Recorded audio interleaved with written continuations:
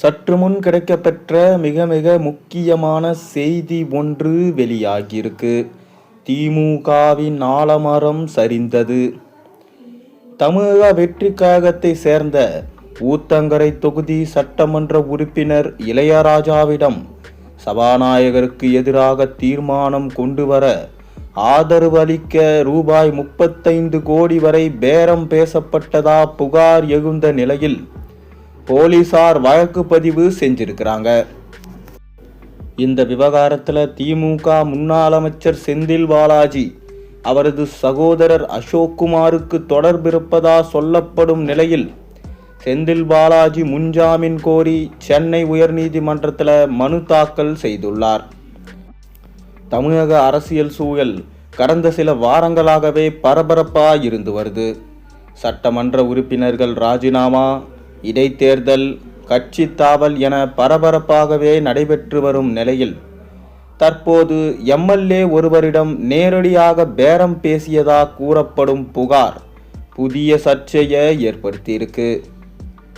கிருஷ்ணகிரி மாவட்டம் ஊத்தங்கரை தொகுதியை சேர்ந்த தமிழக வெற்றி கழக எம்எல்ஏ இளையராஜா கடந்த ஜூன் 29 சென்னை காவல் ஆணையரிடம் அளித்த புகாரில் சில நாட்களுக்கு முன்பு திருநாவுக்கரசு என்பவர் தன்னை தொடர்பு கொண்டதா சொல்லியிருக்கிறார். அதில் இந்தியன் பொலிட்டிக்கல் டெமோக்ரட்டிக் ஸ்ட்ராட்டஜிக்ஸ் என்ற கருத்து கணிப்பு நிறுவனத்தை நடத்தி வருவதாகவும் முக்கிய அரசியல் கட்சியின் சார்பில் சந்திக்க வேண்டும் என்று கூறியதா புகார் தெரிவிச்சிருந்தார். முதலில் அதை நிராகரித்ததாக கூறிய இளையராஜா பின்னர் மீண்டும் தொடர்பு கொண்ட அந்த நபர்கள் சட்டப்பேரவையில் சபாநாயகருக்கு எதிராக தீர்மானம் கொண்டு வர திட்டமிட்டிருப்பதாகவும் அதற்கு ஒத்துழைத்தால் ரூபாய் 35 கோடி வரை வழங்க தயாராக இருப்பதாகவும் கூறியதாக புகாரில் குறிப்பிட்டிருந்தார். இந்த விவகாரத்தில் எனக்கு விருப்பமில்லை, இனிமேல் என்னை தொடர்பு கொள்ள வேண்டாம் என்று சொன்னபோது இதை வெளியே சொன்னால் தனக்கும் குடும்பத்தினருக்கும் பாதிப்பு ஏற்படும் என்று மிரட்டியதாகவும் அவர் புகாரில் தெரிவித்தார். இந்த புகாரின் அடிப்படையில் திருவல்லிக்கேணி காவல் நிலையத்தில் வழக்கு பதிவு செய்த போலீசார் தீவிர விசாரணை நடத்திட்டு வராங்க.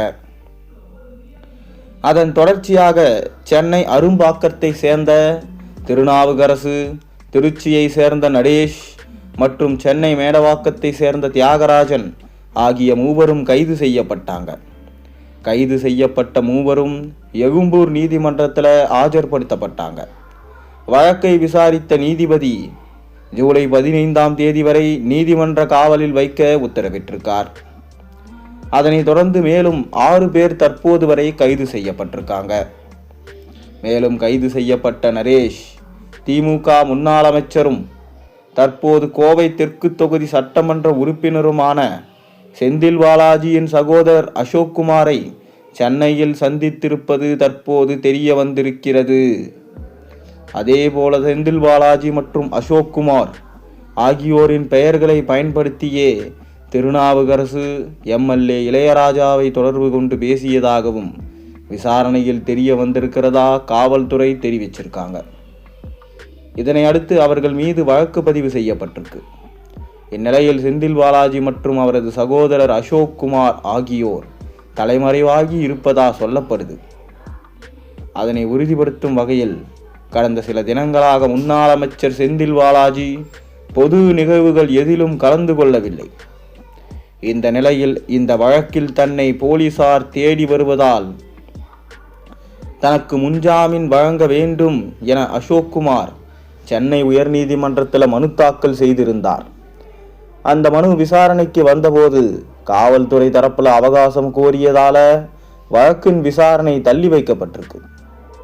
இந்த நிலையில் ஊத்தங்கரை எம்எல்ஏ இளையராஜாவிடம் பேரம் பேசியதா பதிவான வழக்குல போலீசார் தன்னை தேடி வருவதா அறிந்ததாகவும் சட்ட ரீதியா நடவடிக்கைகள் எடுப்பதற்கு முன்பாக தனக்கு முன்ஜாமீன் வழங்க வேண்டும் என சென்னை உயர்நீதிமன்றத்தில் செந்தில் பாலாஜி மனு தாக்கல் செய்துள்ளார். மேலும் இந்த வழக்கை அவசர வழக்காக விசாரணைக்கு எடுத்துக்கொள்ள வேண்டும் என அவர் கோரிக்கை விடுத்ததா சொல்லப்படும் நிலையில் விரைவில் இந்த மனு பட்டியலிலிருந்து விசாரணைக்கு வரும் என எதிர்பார்க்கப்படுகிறது. மேலும் திமுக ஆட்சி அதிகாரத்தில் இருந்தபொழுது செய்த ஊழல்கள் அனைத்தும் ஒட்டுமொத்தமா மிக பெரும் அளவில் இருந்ததன் காரணமா அதிலிருந்து தப்பிப்பதற்கு மீண்டும் திமுக ஆட்சி அமைய வேண்டும். மேலும் திமுக ஆட்சி அமையவில்லை என்றால் கண்டிப்பாக மாட்டிக்கொள்வோம் என திமுக செயல்பட்டது. ஆனால் ஸ்டாலின் அவர்கள் எது நடக்கக்கூடாது என நினைத்தாரோ அது நடந்தது. தாவேகா 2 ஆண்டுகளில் முதல்வர் அரியணையில் ஏறினார் விஜய். திமுகவின் ஆட்சியாளத்தில் செய்யப்பட்ட ஊழல்கள் முறைகேடுகள் விசாரணை செய்ய தனி ஒரு துறையே ஒதுக்கி இருக்கிறார். 2 துறைகளை ஒதுக்கியும் அதில் திமுக சம்பந்தப்பட்ட விசாரணை மற்றும் நடத்தப்பட வேண்டும். மற்ற துறையில் தமிழ்நாட்டில் நடக்கக்கூடிய ஊழல்கள் பிரச்சனைகளை கலந்தாலோசனை செய்ய வேண்டும் என விஜய் அவர்கள் உத்தரவு பிறப்பித்திருக்கிறார். முதல் துறையில் திமுக சம்பந்தப்பட்ட நிர்வாகிகள் அடங்கிய ஒட்டுமொத்தமான தவறுகள் செய்யக்கூடிய மாஜி அமைச்சர்கள், எம்எல்ஏக்கள், திமுகவின் மிக முக்கியமான நிர்வாகிகள் அனைவரது பெயர்களும் இடம்பெற்றிருக்கிறதாம். தொடர்ந்து ஸ்டாலின் அவர்களும் லண்டன் பயணம் சென்றிருக்கிறார். திரும்பி வரும்போது திமுகவின் மாஜி அமைச்சர்கள் நிறைய பேர் கைது செய்யப்பட்டிருப்பாங்க. மேலும் அவங்க கொடுக்கிற வாக்குமூலத்தின் அடிப்படையில் திமுகவின் ஒட்டுமொத்தமாக தமிழகத்தில் சுக்கு நூறாக்க உடையும், திமுகவின் ஆலமரம் சரிந்தது போல இது அமையும் என தற்போது சமூக வலைத்தளங்களில் பேசப்பட்டு வருகிறது. திமுகவின் ஆட்சியின் போது சேகர்பாபு கோவில் உண்டியல் பணங்களை முறைகேடு செய்தார். பத்திரப்பதிவுத்துறை அமைச்சர் மூர்த்தி அவர்கள் மிகவும் மோசடி செய்தார். தற்போது எந்த ஒரு துறையிலும் தாவேகாவின் ஆட்சியில் ஊழல் லஞ்சம் இல்லாத ஒரு அரசாக இருக்கிறது என்பதை நாம் அனைத்து தரப்பிலிருந்தும் கூறுவதை பார்த்து கொண்டுதான் இருக்கிறோம். திமுகவில் கடைகோடி தொண்டன் வரைக்கும் நிர்வாகத்தில் இருக்கக்கூடிய அனைவருமே ஊழல் செய்துதான் கட்சியையும் ஆட்சியையும் நடத்தினார்கள் என்பதற்கான வெள்ளை அறிக்கையை விஜய் அவர்கள் வெளியிட்டு விட்டார். தொடர்ந்து ஏவா வேலு அவர்களுக்கு எதிராக அமலாக்கத்துறையின் மூலமாக ரெய்டு நடத்தினார் விஜய். அதைத் தொடர்ந்து செந்தில் பாலாஜி மற்றும் அசோக் குமார் தற்போது தலைமறைவாக இருக்கிறார்கள்.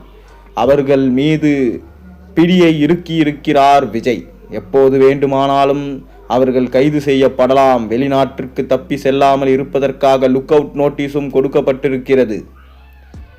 மேலும் ஒட்டுமொத்தமாக மக்களின் வரி பணங்களை அரசிடம் ஒப்படைத்தால் மட்டும்தான் திமுக தப்பிக்க முடியும். அல்லது அமலாக்கத்துறை அதிகாரிகளோ லஞ்ச ஒழிப்புத்துறை அதிகாரிகளோ விசாரணை நடத்தி கூண்டோடு இவர்களை கைது செய்யும் பட்சத்தில் நிச்சயம் திராவிட முன்னேற்றக் கழகம் மீண்டு வர முடியாத அளவிற்கு ஒரு சிக்கலில் தான் சிக்கும். திமுகவின் ஆலமரம் தற்போது சரிந்த மாதிரிதான் ஆகியிருக்கிறது. காரணம் திமுக செய்த ஊழல் மட்டும்தான். மக்களாகிய நீங்கள் திமுக செய்த ஊழல்களை எவ்வாறு பார்க்கிறீர்கள்? திமுகவில் உள்ள ஒவ்வொரு மாஜி அமைச்சர்களையும் கைது செய்தால் அவர்களுக்கு எத்தனை ஆண்டு வரை சிறை தண்டனை வழங்கலாம் என்பதை நீங்கள் கமெண்ட் வாயிலாக தெரிவியுங்க.